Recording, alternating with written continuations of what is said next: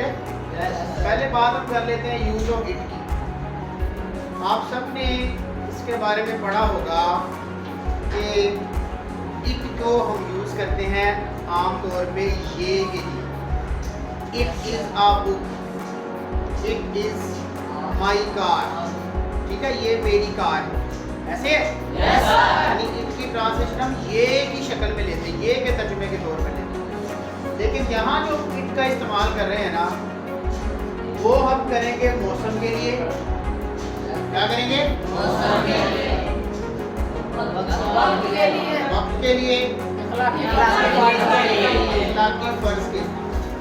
जब हम इन तीनों में से कोई ट्रांसलेशन कर रहे होंगे तो सबसे पहले हम इट का वर्ड लिखेंगे और इट की कोई ट्रांसलेशन या उसका कोई तर्जुमा नहीं होगा। ये बात मेरे ज़हन में रखिएगा, ठीक है।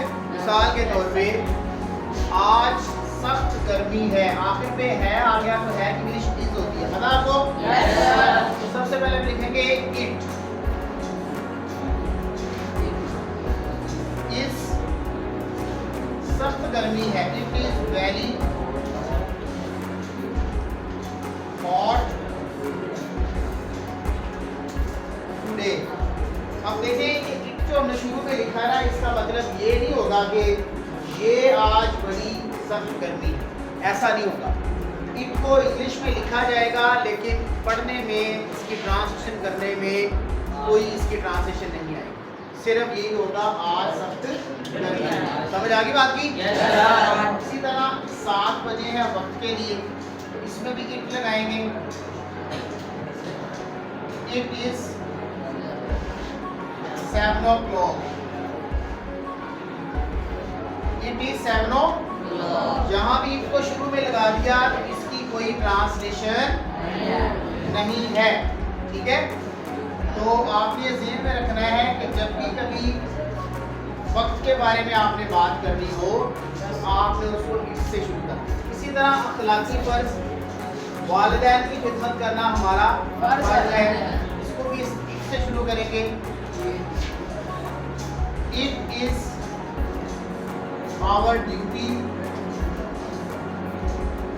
खिदमत करना सर्व, टू सर्व पेरेंट्स।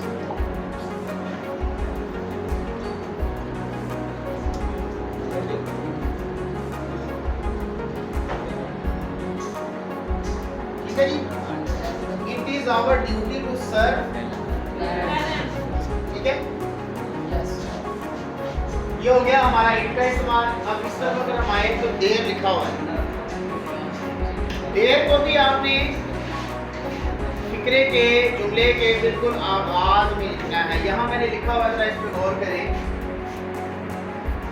किसी जगह या चीज में, ये जरा ध्यान से समझना, किसी जगह या चीज में किसी दूसरी जगह या चीज की मौजूदगी या गैर मौजूदगी को जाहिर करने के लिए देर को आगाज में। अब इससे इसका मतलब क्या है?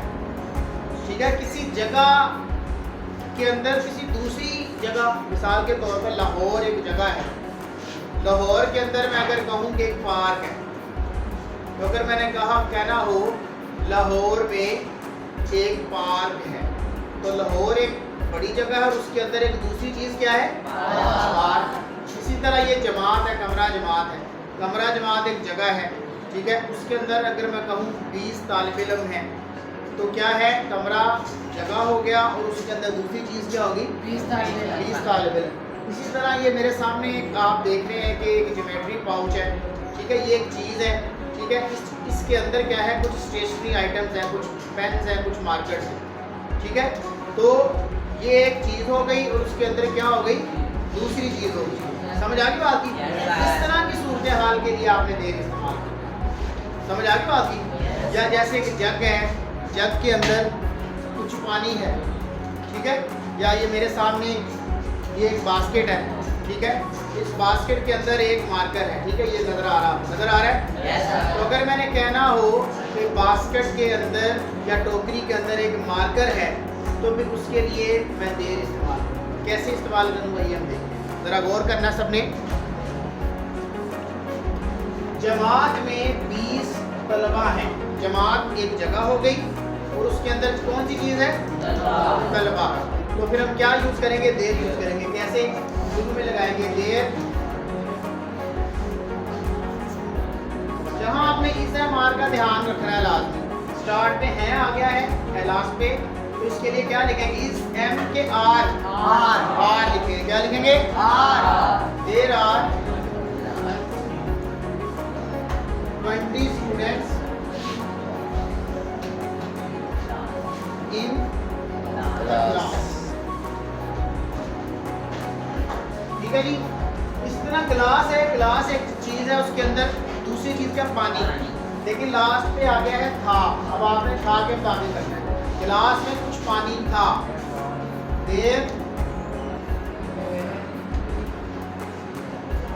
There was a little water. There was a little water in the jug.